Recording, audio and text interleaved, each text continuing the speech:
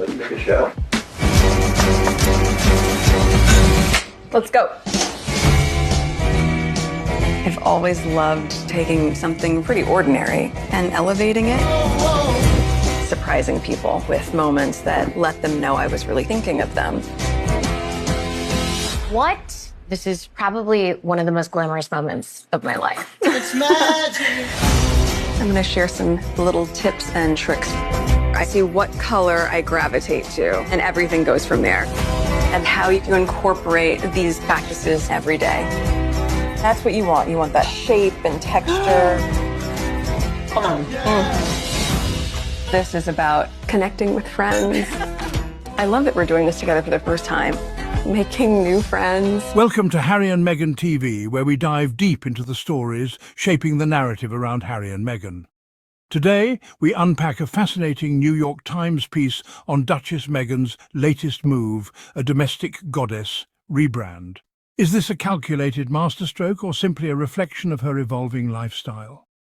Join us as we explore the strategy, the substance, and the speculation behind this transformation.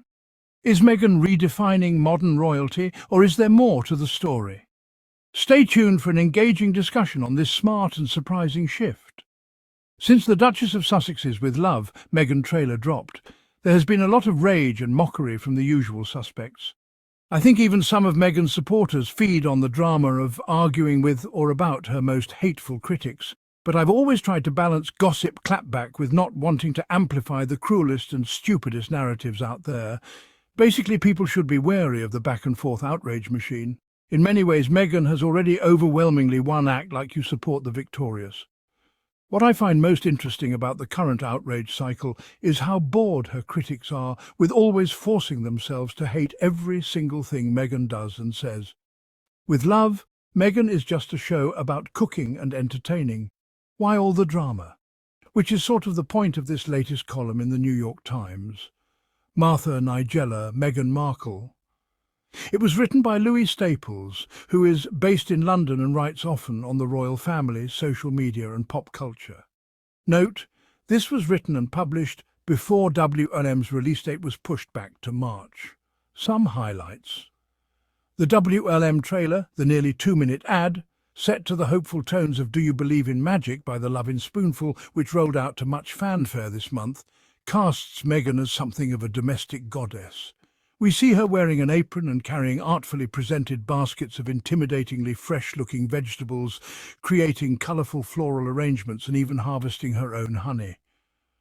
Since it was announced, the existence of the show has been met with a noisy and perhaps predictable backlash. The criticism has been most intense in British legacy media, which is already panning Meghan's turn as the millennial Martha Stewart of Montecito, setting a different narrative. Watching Meghan's many critics rage post about fairly standard elements, like the show reportedly being filmed in a rented property not far from the Sussex's actual home, it's clear that most of them were always going to hate the show. But this rebrand as the Duchess of Domesticity is a very shrewd move for Meghan nonetheless.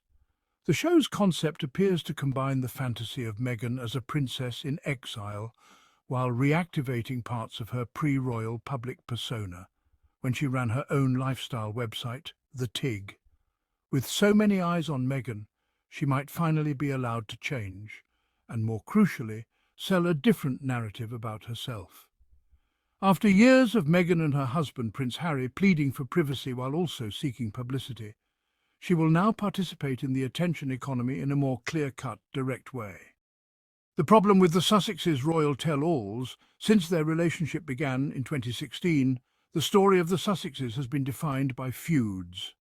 With each new appearance, the duo have provided a steady drip of scandalous allegations. The problem the Sussexes have run into is that eventually retelling your story starts to bore and annoy your audience.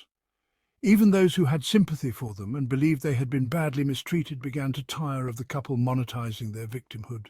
Meghan's solo strength. The biggest strength of With Love, Meghan, is that it appears to be something completely different. The series is produced by Archewell Productions, the couple's production company, so what we'll see is likely to be tightly controlled. But the show allows Meghan to break out of the cycle of relitigating the royal feud on different mediums, which put the couple at risk of irrelevance. With frequent references to love, friendship and joy, the message of the show seems to be relentless positivity. The British press's beef. Since the Sussexes settled in California, the British press's main beef has been that they gave up their royal status to become celebrities, a class of citizen considered uncouth by comparison.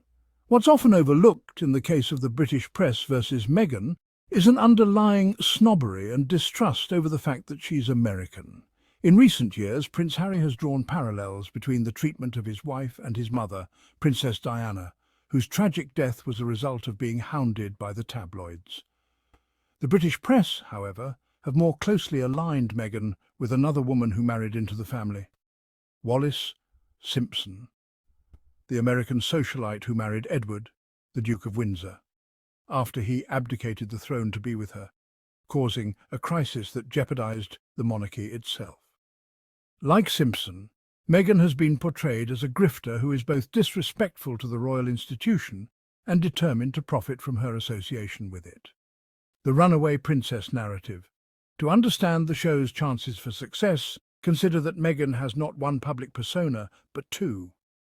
Yes, there's the version of her that enrages her detractors, who have zero desire to be told how to elevate their lives by a duchess who frolics around a mansion with immaculately blow-dried hair and annoyingly perfect makeup. But in the eyes of her fans, she is an unfairly persecuted runaway princess who was swept into a storm. Her life was a fairy tale turned into a nightmare, and now it's back to a fantasy again. With Love, Meghan reintroduces her to those in the middle, while still giving her true believers a chance to participate in that fantasy in which their heroine is finally finding her feet on the other side of adversity, one edible flower at a time. I accepted this op-ed because A, it was in the NYT, and that's a big deal, and B, because I thought Staples was relatively fair to Meghan. I expected much worse, especially from a London-based writer. That being said, Staples still pushes one particular agenda which we've heard for years now. That agenda, that Meghan and Harry shouldn't continue to talk about what was done to them at the hands of the Windsors and the British press, and that people will get bored or tired of their royal tell-alls. That's a narrative which came straight from the Windsors and the British press, and as we've seen multiple times over the past 5 years, nothing could be further from the truth. Harry and Meghan's most successful interviews, ventures and projects have been those centred on what happened to them and what is still happening to them. If Meghan wrote her memoir, it would be a huge success because people know that she still hasn't talked about all of the shit those people did to her. Still, even if I think it would be fine if Harry and Meghan continued to tell their stories, I'm also glad that Meghan is projecting an air of, I moved on a while ago, this cooking, entertaining show is who I really am. Thank you for joining us on this episode. Remember to subscribe for more in-depth discussions on the Sussexes. Till next time, stay kind. Bye.